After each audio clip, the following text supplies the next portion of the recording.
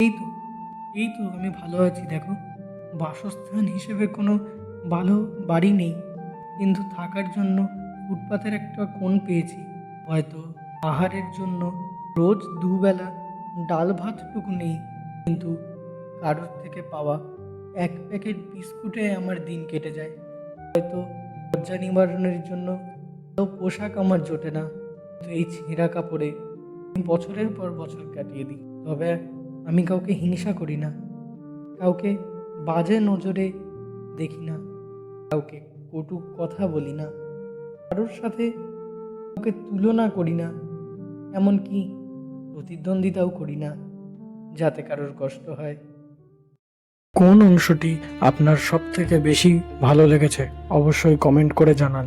পুরো পার্টটি দেখতে চাইলে ভিডিওর ডেসক্রিপশনে দেওয়া লিঙ্কে ক্লিক করে ভিডিওটি দেখে আসুন এবং চ্যানেলটিকে সাবস্ক্রাইব করে পাশে থাকুন আরও এরকম অডিও স্টোরি এবং কবিতা পাওয়ার জন্য।